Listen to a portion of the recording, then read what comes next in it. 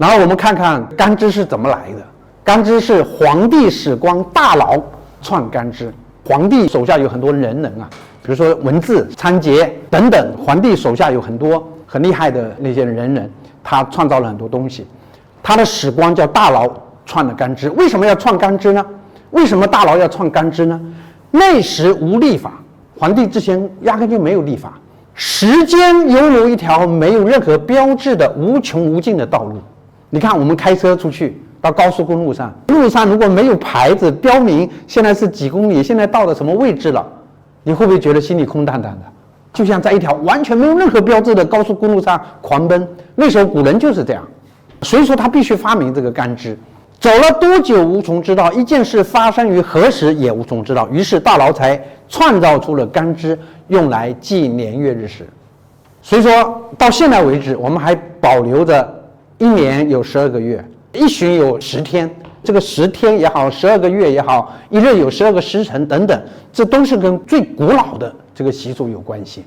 皇帝举行登基大典之时是甲子年、甲子月、甲子日、甲子时，距今多少年？2698年。2698这个词大家牢牢记住。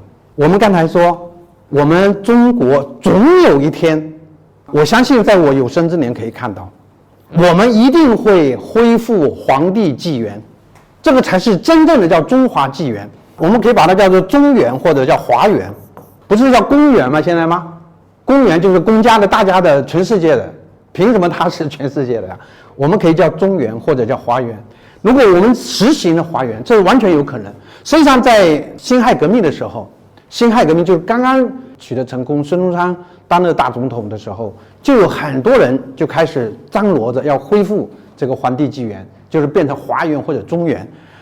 但是后来呢，不知道这个孙中山先生是一种什么样的考虑啊？后来就采用了这个西方的这纪年。西方的公元0年是什么？是耶稣诞生嘛？耶稣跟我们中国人有什么关系？皇帝举行登基大典的时候呢，他是甲子年、甲子月、甲子日、甲子时，距离今天是2698年。就是说，我们要想知道我们如果恢复皇帝纪元，我们是多少年？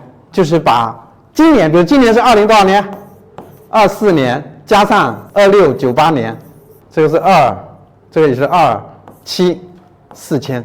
就是我们如果恢复皇帝纪元，今年就是中元4722年。那时候我们再也不要说什么公元前、公元后，再也不要说孔子是公元前555年出生的，太麻烦了。孔子是中元多少年出生的就好了，就是读历史啊，就方便多了，对不对？我们记载历史事件也方便多了。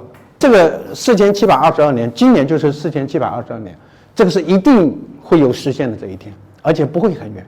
我听说好多的人大代表联署，上一次人大会好像就有100多名人大代表联署这个提案，但是不知道为什么没有通过，可能觉得中国还不够强大吧，再强大一点 ，GDP 到了美国的这个90%的时候就可以了。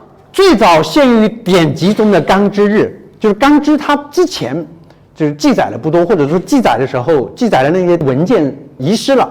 那最早记载干支日是己巳日，而非甲子日。就己巳日这一日，这个干支纪日的这个日是最早出现的，在哪里？在春秋里面出现。鲁隐公3年2月己巳日，就是公元前720年2月22日，这一天出现的日全食，就是这一天出现的日全食，所以这一天的干支日被记载下来了。从这一天至今，干支纪日经过2740年，一天未曾断过，一天也没有错过，非常厉害。你看经过了多少个轮回，经过了多少个60年的轮回，70-80个60年的轮回，我们都没有出现一天的错误。你看这个文化的韧性，文化的这种穿透时空的这种韧性是非常强大的。